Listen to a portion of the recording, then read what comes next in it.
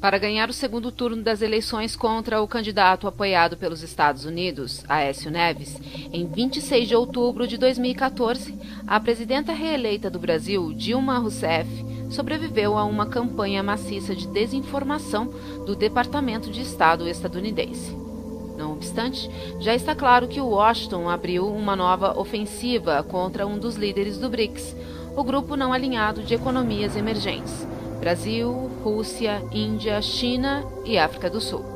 Com a campanha de guerra financeira total dos Estados Unidos para enfraquecer a Rússia de Putin e uma série de desestabilizações visando a China, inclusive, mais recentemente, a Revolução dos Guarda-Chuvas, financiada pelos Estados Unidos em Hong Kong.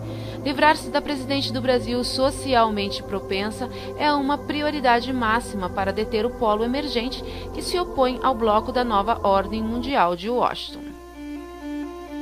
A razão por que Washington quer se livrar de Rousseff é clara.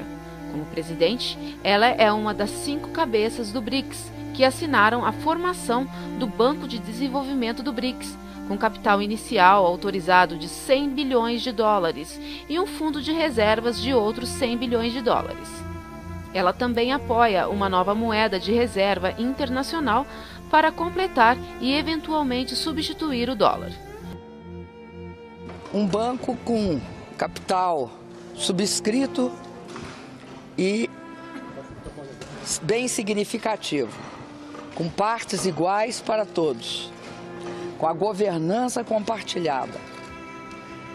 Isso muda as condições de financiamento desses 5 países, que são os BRICS. E isso não é satisfatório, além do acordo contingente de reservas de 100 bilhões. No Brasil, ela é apoiada por milhões de brasileiros mais pobres, que foram tirados da pobreza por seus vários programas, especialmente o Bolsa Família, um programa de subsídio econômico para mães e famílias de baixa renda.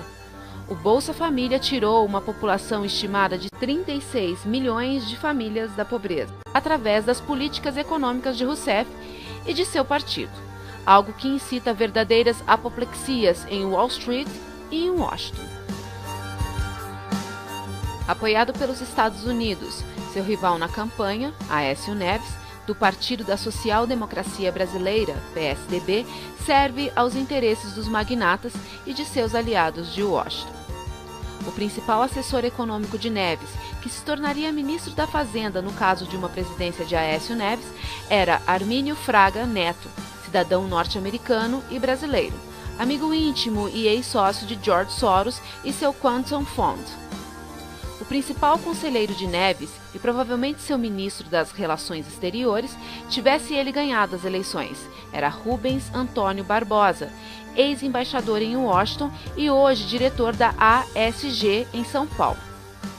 A ASG é o grupo de consultores de Madeleine Albright, ex-secretária de Estado norte-americana durante o bombardeio da Iugoslávia em 1999. Albright, dirigente do principal grupo de reflexão dos Estados Unidos, o Conselho sobre Relações Exteriores, também é presidente da primeira ONG da Revolução Colorida, financiada pelo governo dos Estados Unidos, o Instituto Democrático Nacional. Não é de se surpreender que Barbosa tenha conclamado, numa campanha recente, o fortalecimento das relações Brasil-Estados Unidos e a degradação dos fortes laços Brasil-China, desenvolvidos por Dilma Rousseff na esteira das revelações sobre a espionagem norte-americana da Agência de Segurança Nacional, NSA, contra Rousseff e seu governo.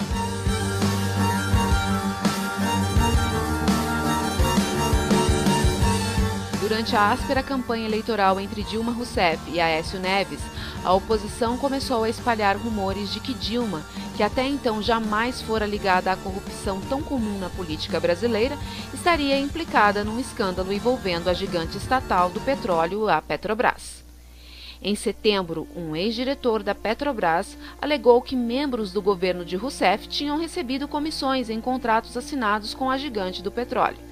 Comissões essas que depois teriam sido empregadas para comprar apoio congressional.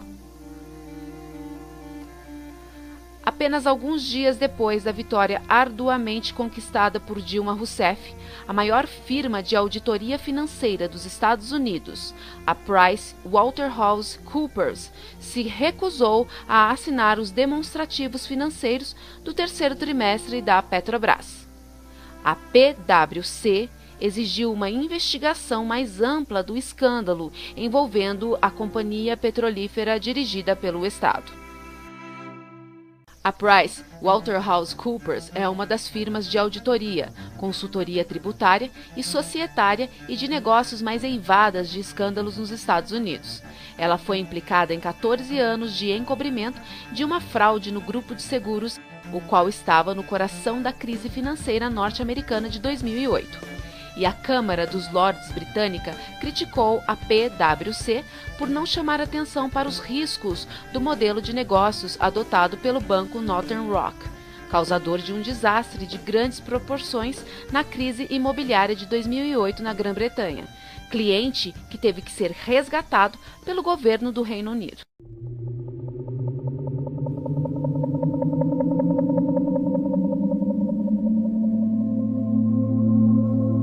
Não foi apenas a aliança de Dilma com os países dos BRICS que fez dela um alvo principal da política de desestabilização de Washington. Sob seu mandato, o Brasil está agindo com rapidez para baldar a vulnerabilidade à vigilância eletrônica norte-americana da NSA. Dias após a sua reeleição, a companhia estatal Telebrás anunciou planos para a construção de um cabo submarino de telecomunicações por fibra ótica com Portugal através do Atlântico. O planejado cabo da Telebrás se estenderá por 5.600 quilômetros da cidade brasileira de Fortaleza até Portugal. Ele representa uma ruptura maior no âmbito das comunicações transatlânticas sob domínio da tecnologia norte-americana. Notadamente, o presidente da Telebrás disse numa entrevista que o projeto do cabo será desenvolvido e construído sem a participação de nenhuma companhia estadunidense. As revelações de Edward Snowden sobre a NSA em 2013 elucidaram, entre outras coisas, os vínculos íntimos existentes entre empresas estratégicas, chave de tecnologia da informática, como a Cisco Systems, a Microsoft e outras, e a comunidade norte-americana de inteligência.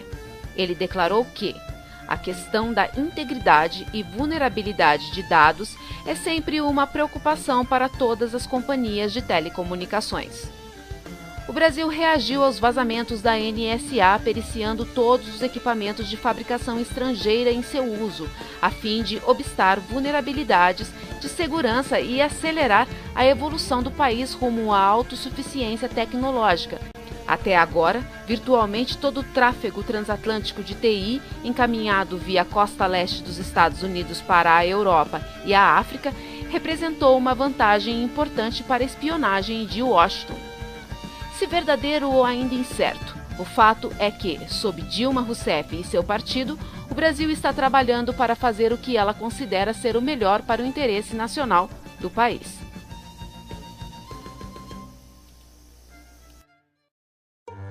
O Brasil também está se livrando do domínio anglo-americano sobre sua exploração de petróleo e de gás. No final de 2007, a Petrobras descobriu o que considerou ser uma nova e enorme bacia de petróleo de alta qualidade, na plataforma continental no mar territorial brasileiro da Bacia de Santos. Desde então, a Petrobras perfurou 11 poços de petróleo nessa bacia, todos bem-sucedidos. Somente em Tupi e em Iara, a Petrobras estima que haja entre 8 a 12 bilhões de barris de óleo recuperável, o que pode quase dobrar as reservas brasileiras atuais de petróleo. No total, a plataforma continental do Brasil pode conter mais de 100 bilhões de barris de petróleo, transformando o país numa potência de petróleo e gás de primeira grandeza, algo que a Exxon e a Chevron, as gigantes do petróleo norte-americano, se esforçaram arduamente para controlar. Em 2009, segundo carbogramas diplomáticos norte-americanos vazados e publicados pela Wikileaks, a Exxon e a Chevron foram assinaladas pelo consulado estadunidense no Rio de Janeiro por estarem tentando, em vão, alterar a lei proposta pelo mentor e predecessor de Rousseff em seu Partido dos Trabalhadores, o presidente Luiz Inácio Lula da Silva, ou Lula, como ele é chamado. Foi revelado pela Wikileaks que José Serra, o então candidato do PSDB que competia contra Dilma pela presidência, prometera confidencialmente à Chevron que, se eleito, afastaria a Petrobras do pré-sal para dar espaço às petroleiras estadunidenses.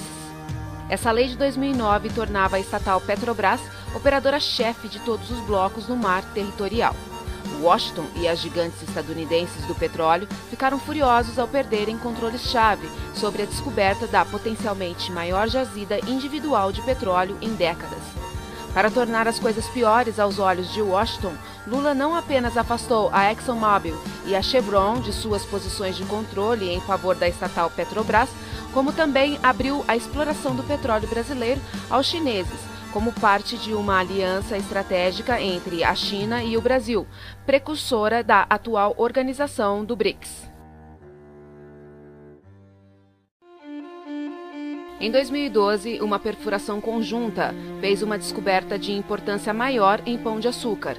Esta última, uma das 10 maiores descobertas do mundo em 2011. As maiores empresas do petróleo estadunidense e britânicas absolutamente sequer estavam presentes. Com o aprofundamento das relações entre o governo de Rousseff e a China, bem como com a Rússia e com os outros parceiros do BRICS, em maio de 2013, o vice-presidente dos Estados Unidos, Joe Biden, veio ao Brasil com sua agenda focada no desenvolvimento de gás e petróleo. Ele se encontrou com a presidenta Dilma Rousseff. Embora pouca coisa tenha sido dita publicamente, Rousseff se recusou a reverter a lei do petróleo de 2009 de maneira a adequá-la aos interesses de Washington. Dias depois da visita do vice-presidente estadunidense, surgiram as revelações de Snowden sobre a NSA, de que os Estados Unidos também estavam espionando Rousseff e os funcionários de alto escalão da Petrobras. Ela ficou furiosa e, naquele mês de setembro, denunciou a administração Obama diante da Assembleia Geral da ONU por violação da lei internacional. Em protesto, ela cancelou uma visita programada a Washington. Depois disso, as relações Estados Unidos-Brasil sofreram grave resfriamento. Antes da visita do vice-presidente norte-americano, em maio de 2013, Dilma Rousseff tinha uma taxa de popularidade de 70%.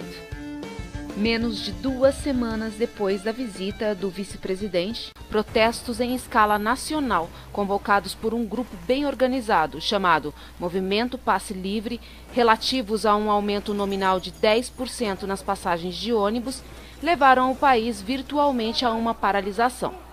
Os protestos ostentavam a marca de uma típica revolução colorida ou desestabilização via rede social.